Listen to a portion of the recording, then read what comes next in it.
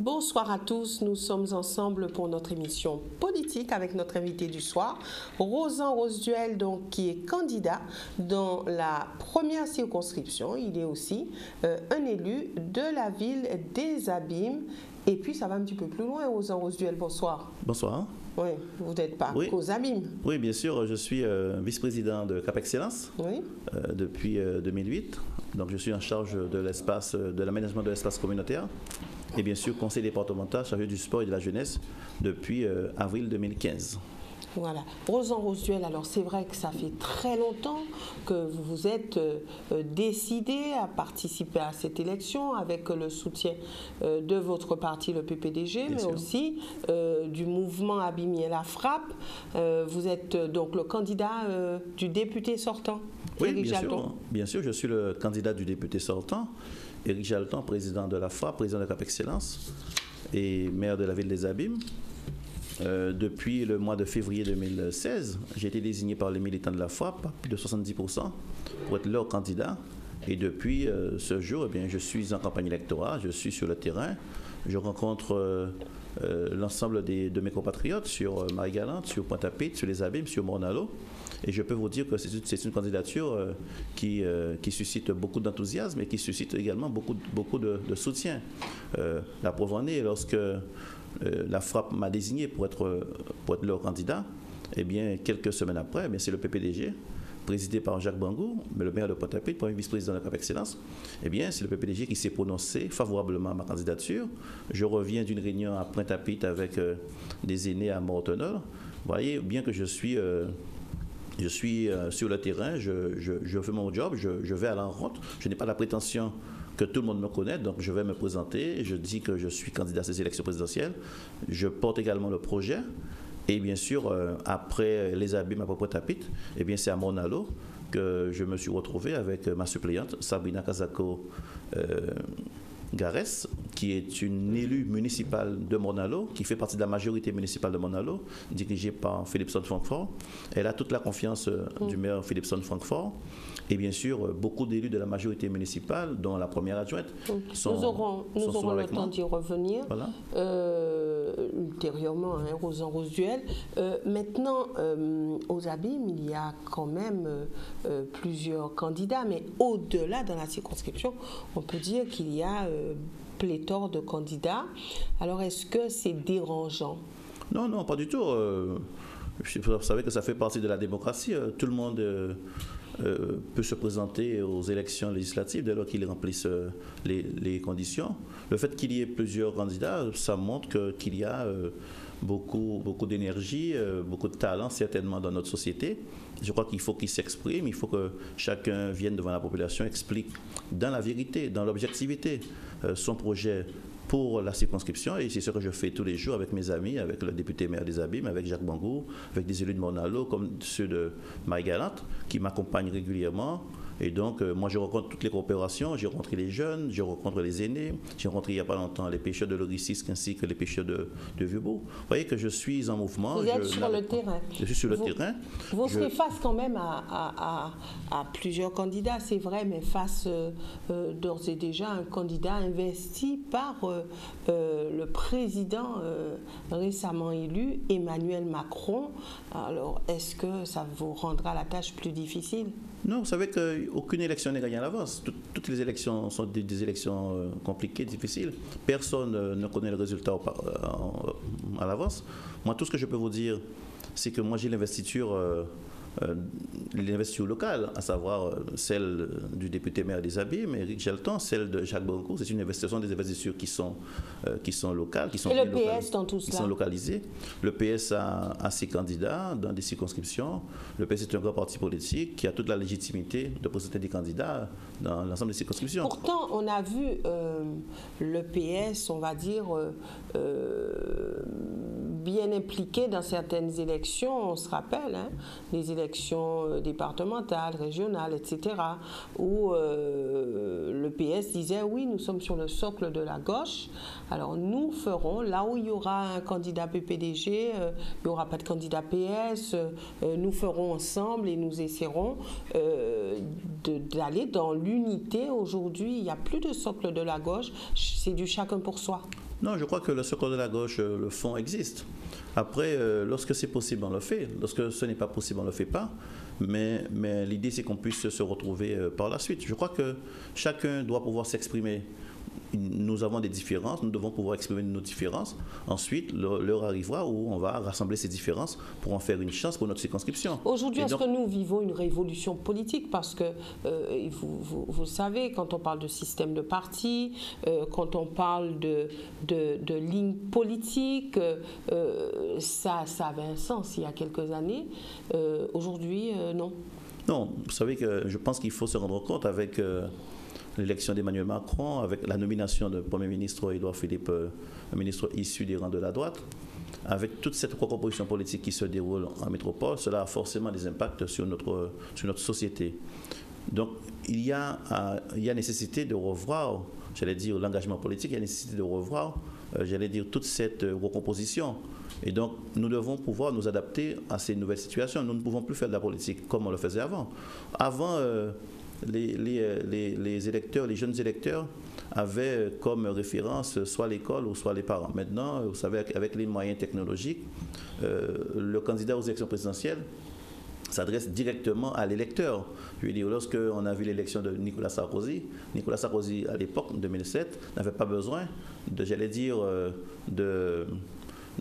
personnes interposées pour faire passer son message. Il s'est adressé directement à l'électeur. Cela s'est déroulé pour François Hollande, cela s'est déroulé pour Emmanuel Macron. Et donc aujourd'hui, il y a cette transversalité qui se déroule. Et donc nous pouvons avoir accès à l'ensemble des informations, que ce soit sur Emmanuel Macron ou sur d'autres personnes. Imaginez par exemple qu'une dame comme Mme Le Pen, qui n'est jamais venue en Guadeloupe, fait 30 000 voix en Guadeloupe. Si elle fait 30 000 en Guadeloupe, si elle fait 30 000 voix en Guadeloupe, c'est parce qu'elle a fait passer peut-être des messages que n'ont pas forcément, elle n'a pas forcément de relais locaux pour faire passer ces messages-là. Il faut quand même dire que les attentes sont quand même les mêmes. Quand on regarde, ce sont des problèmes récurrents qui reviennent, bien sûr, mais qui n'ont pas forcément eu de solution, de réponse. Donc ces personnes se disent, mais si à droite, à gauche, il n'y a pas de réponse, ben nous on ira aux extrêmes. C'est quand même la réalité. C'est parce que il y a des politiques qui ont été mises en place et qui ont échoué.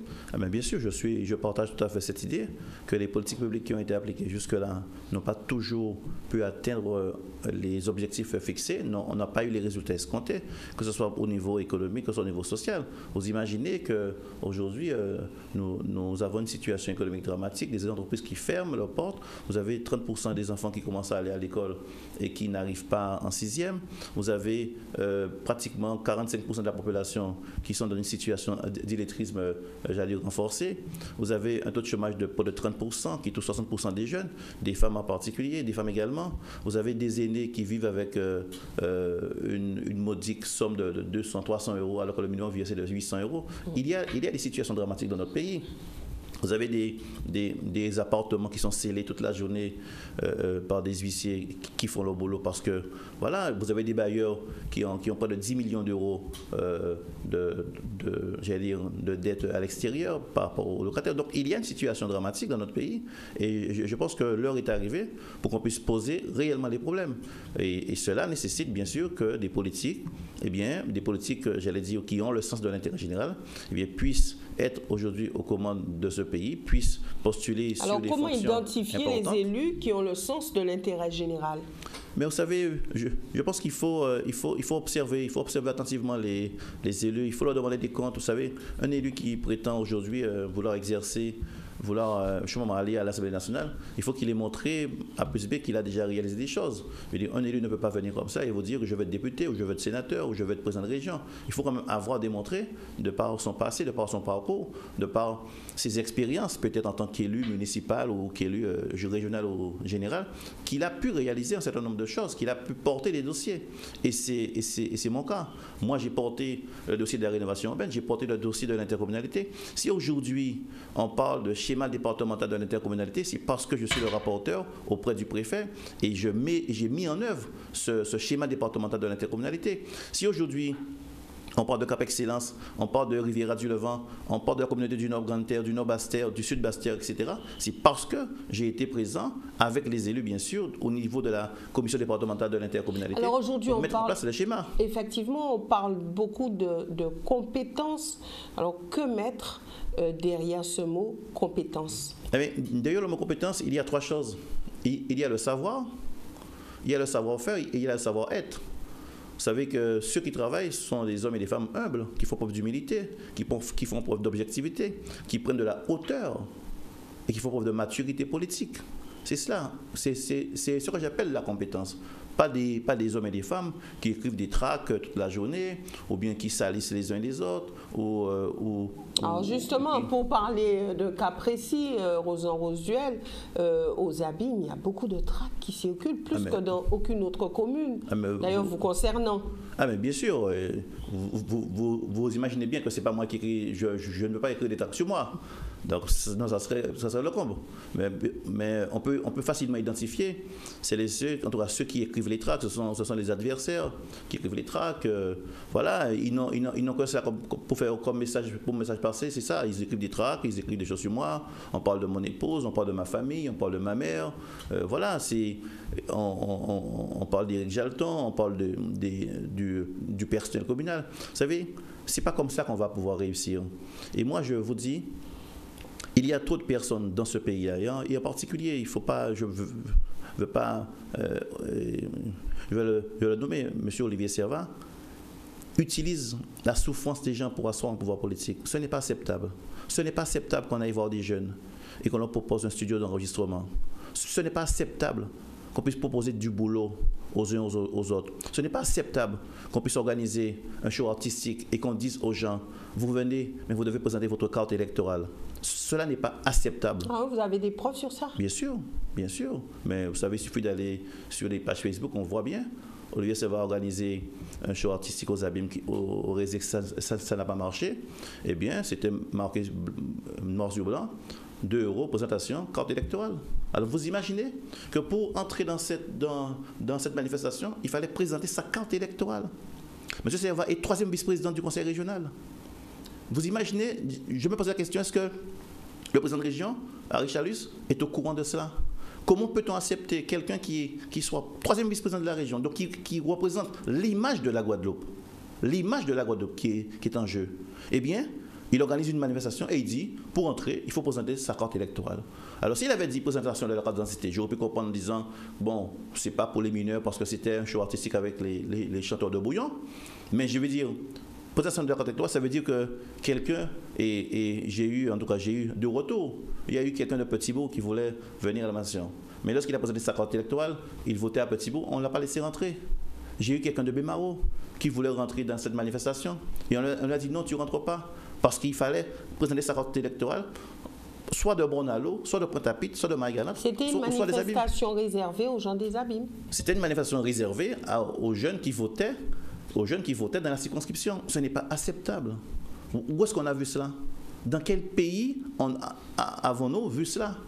Et donc, vous voyez, ce pays ne pourra jamais décoller si nous avons des hommes et des femmes comme Olivier Servat dans ce pays-là. Et moi, je considère que c'est un comportement à dénoncer.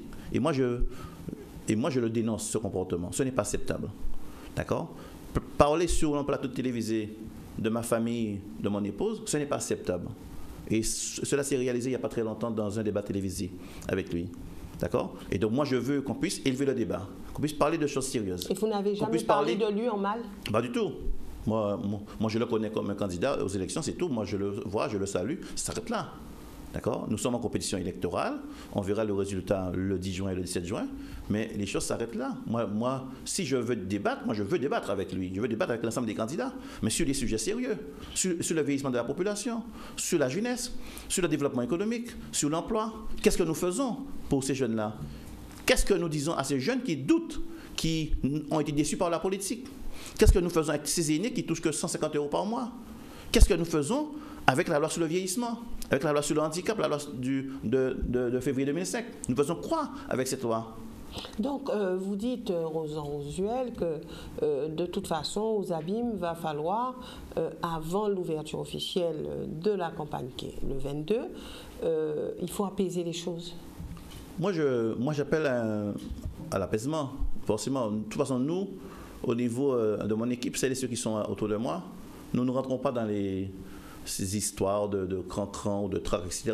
Moi, je ne sais pas faire ce genre de choses.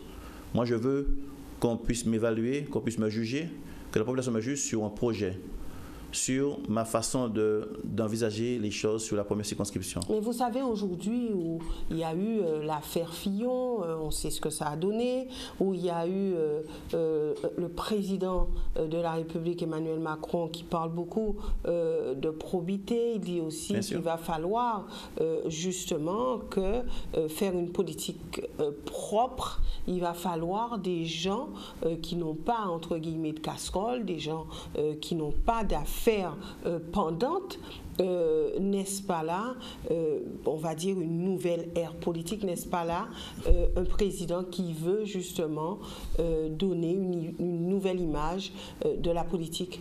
En tout cas, moi je note avec satisfaction qu'il a la volonté de moraliser la vie publique. Et je partage cette idée. Il faut moraliser la vie publique. Ça veut dire quoi? Ça veut dire que, bien sûr, il ne faut pas revenir sur le non-cumul des mandats. Il ne faut pas revenir là-dessus. Première chose. La deuxième chose, il faut limiter les mandats dans une durée. Il a dit 3 ans, 3 fois, pardon, pas plus de 3 mandats successifs. 3 mandats successifs, pas plus de 3 mandats successifs. C'est le cas d'Éric Jalton en tant que député. Il a fait 3 mandats, il a dit qu'il arrête. Il le fera pour les élections municipales. Il nous a déjà annoncé qu'après 2020, lorsqu'il ira aux élections, eh bien, il ne reviendra pas en 2026 ou 2027. Donc, il a annoncé très tôt. Pas plus de 3 mandats consécutifs. Ensuite, je pense qu'il y a tous les frais d'indemnité qu'il faut fiscaliser également. Je pense aussi au président... Enfin, il a dit 3 mandats identiques. C'est 3 mandats... Oui, tout à fait. Pas plus de 3 mandats identiques. Voilà. Ensuite, vous avez aujourd'hui les présidents de la République, lorsqu'ils sont plus présidents, peuvent siéger au Conseil constitutionnel. Là, moi, je pense qu'il faut aller plus loin. Je pense que ça ne peut pas être automatique. Je pense qu'il faut aussi, là aussi, réformer cette situation. Alors, quand il dit quand même 3, il va loin parce qu'on voit aux États-Unis, hein, vous ne pouvez pas être président de la République plus de 2 fois. De mandat, tout à fait. Donc, peut-être qu'il fallait encore raccourcir et mettre 2 fois. Diviser le nombre de parlementaires, là aussi, je suis tout à fait d'accord qu'il faut diviser le nombre de parlementaires pour que le travail soit plus fluide et pour que les parlementaires soient davantage reconnus dans leur fonction. Puis c'est faire aussi des économies. Ça permet de faire des économies. Alors, je ne pense pas que ce soit là qu'on fera vraiment beaucoup d'économies.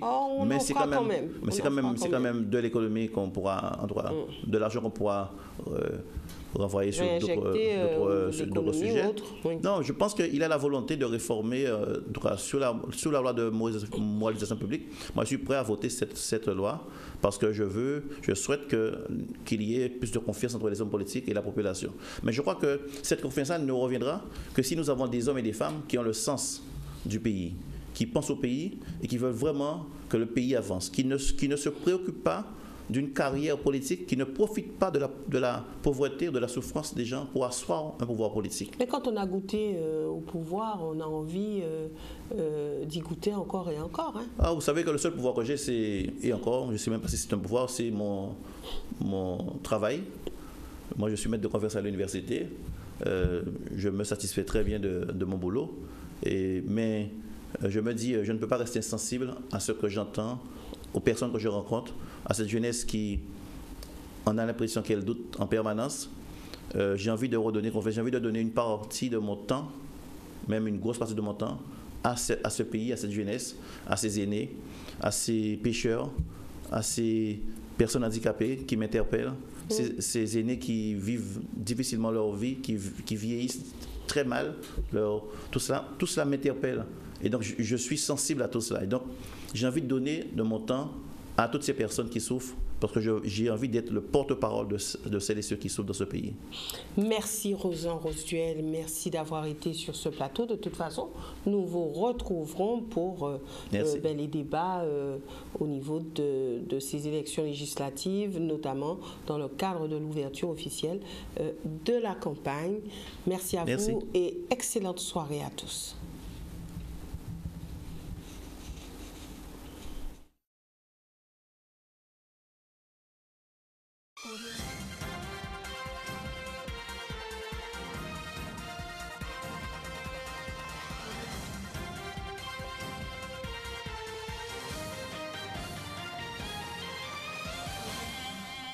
Avec un réseau de plus de 18 destinations, Air Antilles vous emmène dans toute la Caraïbe et en Guyane. Réservez vite sur airantilles.com ou en agence agréée.